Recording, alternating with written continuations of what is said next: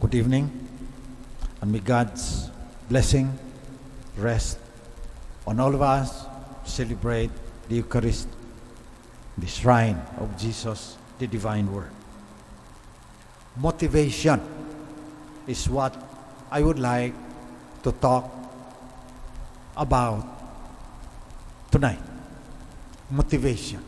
Because in the Gospel, people were looking for Jesus. So they went into boats and went after his disciples. And they themselves got into boats and came to Capernaum looking for Jesus. Everyone is looking for Jesus, but we have different motivation. The motivation of the people is they wanted to make him king. Why? Because they saw, you are looking for me, not because you saw signs, but because you ate the loaves and were filled. Gusto nilang gawin siyang hari, para wala na silang gagawin. May lagro lang siya dyan, dadami na yung tinapay. That's not the point. So, we should always purify our motivation. Bakit tayo nagsisimba? Bakit tayo nagdarasal? Bakit tayo kumikilala kay Jesus na ating hari? Purifying of motivation is very important for our spiritual life. Because sometimes, like the Jews looking for Jesus, they wanted an easy life. Not follow him. And Jesus said,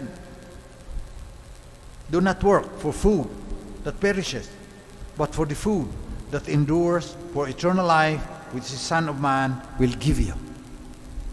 So eternal life ang ating motivation.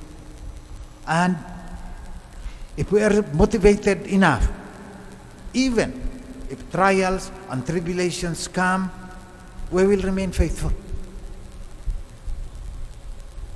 These people, when Jesus told them, who eats my flesh and drinks my blood will have life and will never die, they went away, most of them, because they were motivated only with the multiplication of the loaves. Gandang buhay mo.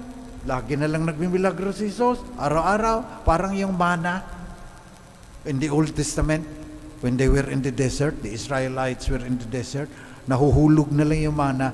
Ganda ang buhay mo. Kailangan tayong magtrabaho para makakain yung mga mahal natin sa buhay.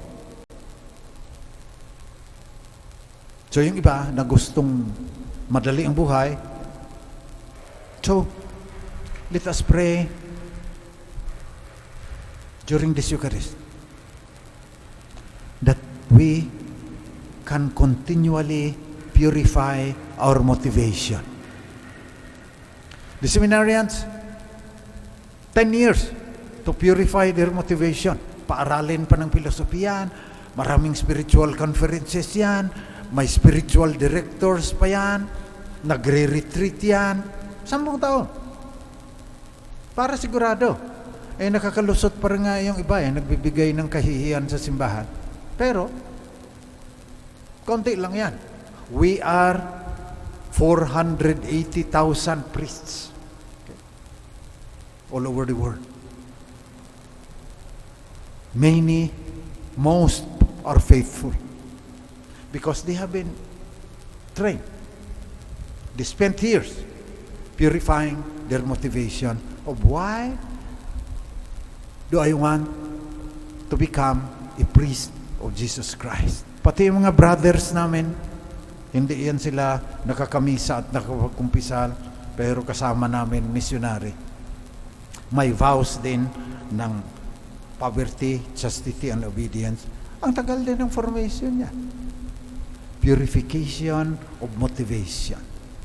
Bakit ako nagdadasal sa Nazareno? Gusto ko lang ng milagro? Bakit ako